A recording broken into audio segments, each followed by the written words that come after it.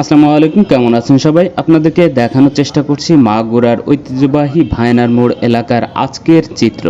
মাগুরা ভায়নার মোড় এলাকাটিতে সব সময় প্রচুর গাড়ি ঘোড়া মানুষের যাতায়াত হয়ে থাকে, কারণ এখানে মাগুরা শহরের 5টি গুরুত্বপূর্ণ সড়কের সংযোগ হয়েছে এবং 11টি জেলার সংযোগ স্থাপন এই মাগুরা ভায়নার মোড় এলাকা।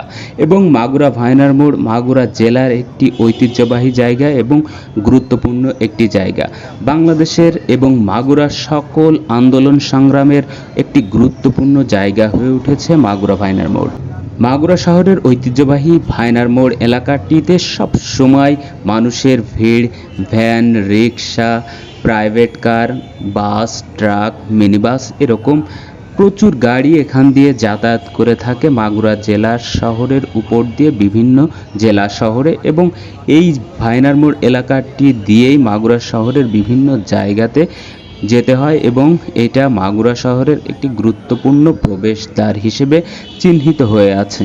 প্রচুর মানুষ এই ভায়নার মোড় এলাকাটি দিয়ে যাতায়াত করে থাকে, সেইটারই চিত্র আপনাদেরকে দেখানোর চেষ্টা করছি। আপনারা এই চিত্রটা সবসময়ই দেখে থাকেন এবং আপনাদেরকে আমরা চেষ্টা করে থাকি যারা মাগুরার বাহিরে আছেন, অন্য জেলাতে থাকেন এবং বিশেষ করে যারা প্রবাসে থাকেন তাদের প্রিয় একটি জায়গা মাগুরা ভায়নার মোড়, তাদেরকেই দেখানোর জন্য মূলত এই ভিডিওগুলো আমরা প্রায়শই করে থাকি।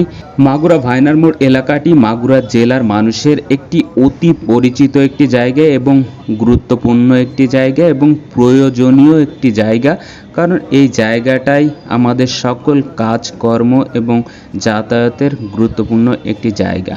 আপনাদেরকে সেই জায়গারই চিত্র দেখানোর চেষ্টা করছি মাগুরা ভায়নার মোড় এলাকার।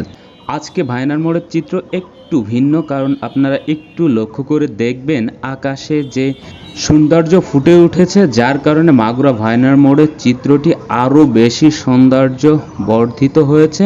সেই চিত্রটাই আপনাদেরকে দেখানোর চেষ্টা করছি। আপনাদের যদি এই ভিডিওটি ভালো লেগে থাকে অবশ্যই লাইক করবেন, শেয়ার করবেন এবং আমাদের সাথেই থাকবেন।